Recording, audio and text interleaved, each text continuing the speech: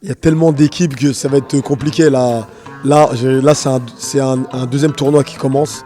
Et là, c'est les meilleures équipes qui vont se qualifier et la meilleure équipe qui ira au bout, quoi. Je pense que c'est les prestations de Brahim Diaz. Il est en train de nous faire rêver, là, il est en train de montrer au monde entier que c'est un grand joueur et j'espère vraiment qu'il va aller au bout. Non, j'ai jamais douté parce qu'on sait très bien que les matchs en Afrique, la Coupe d'Afrique, c'est différent du jeu européen. Il a eu du mal un petit peu, il a eu du mal au niveau de l'adaptation et tout. Il a été décrit, mais moi j'ai toujours cru, je savais qu'il allait vraiment s'imposer en équipe du Maroc.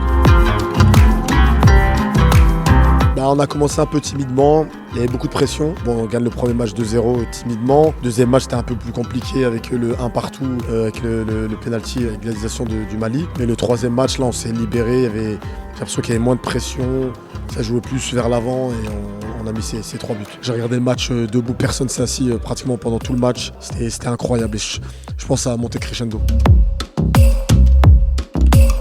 Non, c'est bien sûr, t'es à domicile, t'es obligé de gagner. Si tu gagnes pas chez toi, ça va être compliqué. Le peuple marocain va être déçu et en colère. Donc moi je pense qu'il faut prendre match après match. Il y a 4 finales dans un peu plus de 2 semaines. J'espère qu'on aura le sacre au bout. Bien sûr, pas le droit à l'erreur. Forcément, on est favori, mais bon, ça, faut sous-estimer aucune équipe. On est en Afrique, c'est compliqué.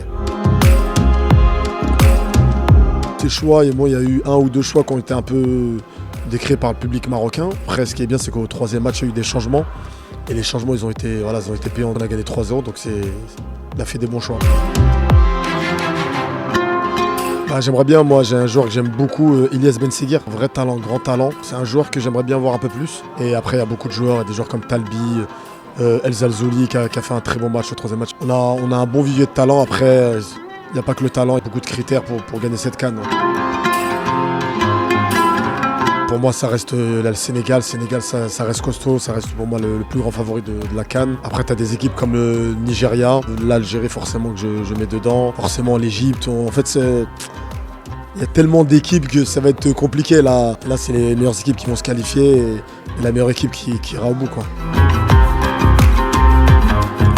Les matchs de l'Algérie, je suis parti voir 2 matchs d'Algérie, grosse ambiance, gros public algérien. On connaît les Algériens, ils ont des grands supporters qui viennent un peu de partout. Et moi, il y a un match qui m'a étonné aussi, c'est grosse ambiance, c'est Sénégal-Congo à Tanger. Franchement incroyable. Même les 2 équipes, c'était un très bon match, je me suis régalé.